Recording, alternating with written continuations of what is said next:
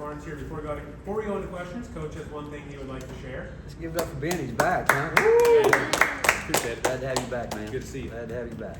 All right, questions.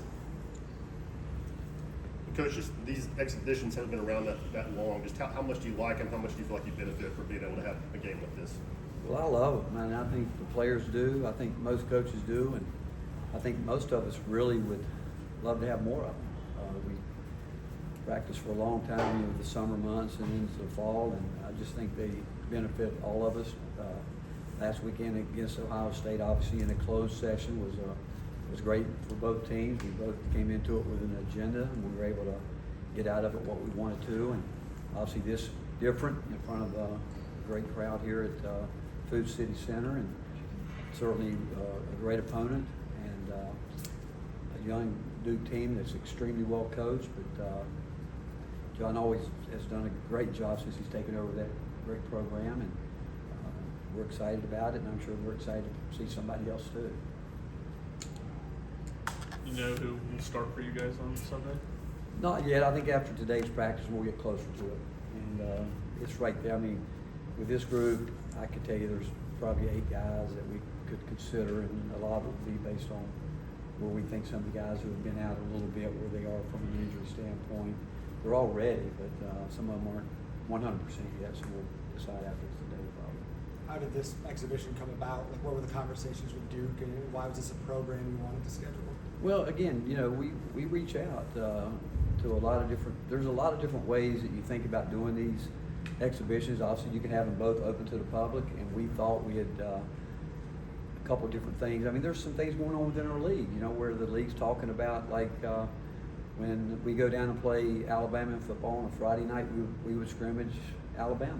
And the teams that that your football teams are going to play every year, that's been a discussion in the league that, again, I'm good with it. I think a lot of coaches in the league are.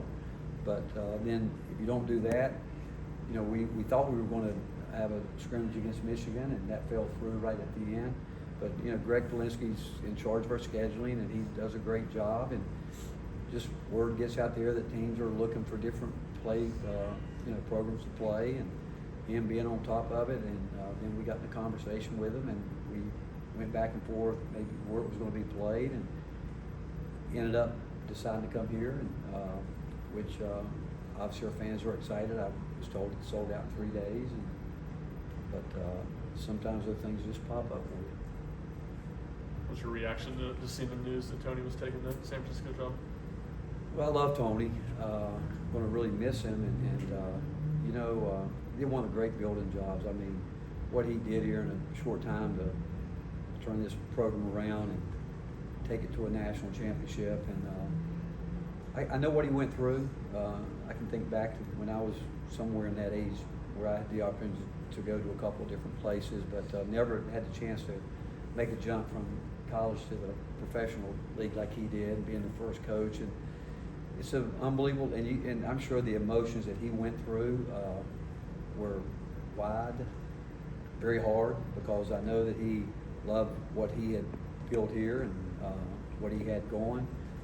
I know that when something like that comes, when you have a chance to go do something that's never been done and against one of the great franchises ever, but to me, you think about the lifestyle change. He goes from playing 60-some games to 160-some.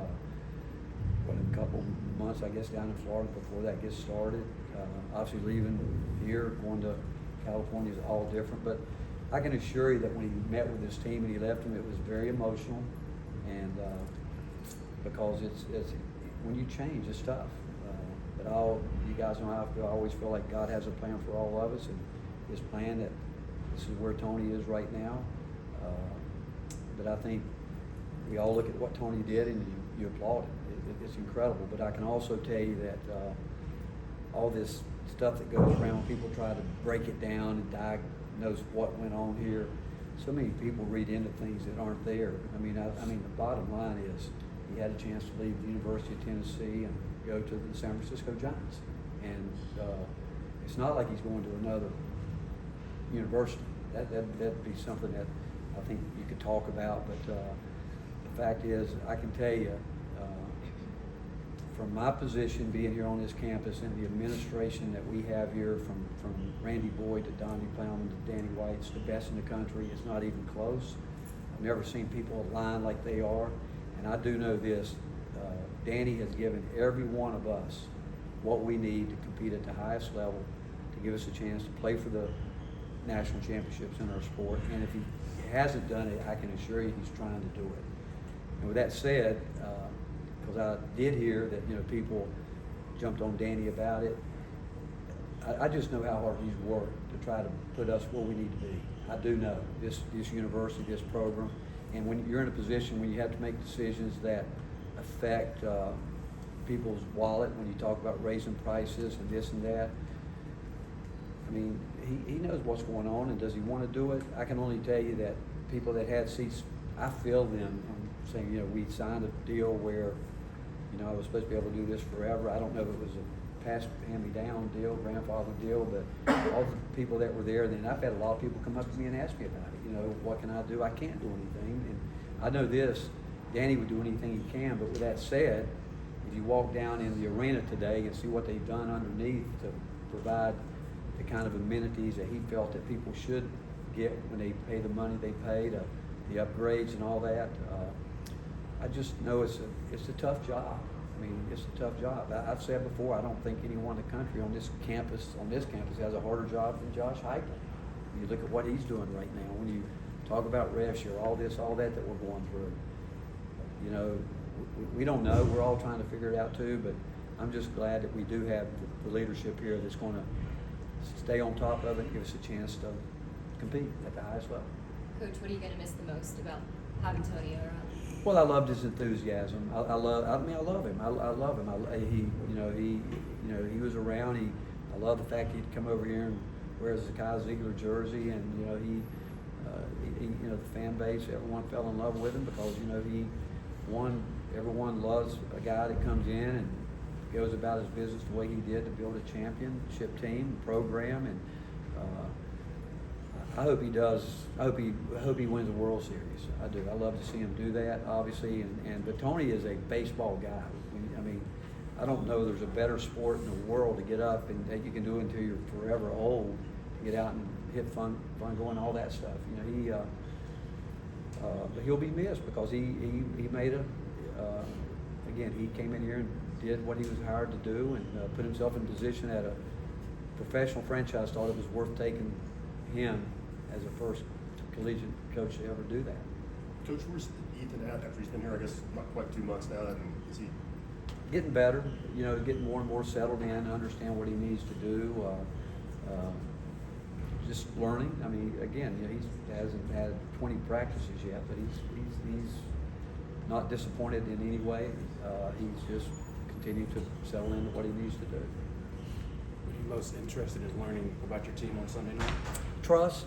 Can we trust guys to do what we practiced? We trust guys to understand our game plan? And can we trust them coming out of a timeout? Can we execute those situations?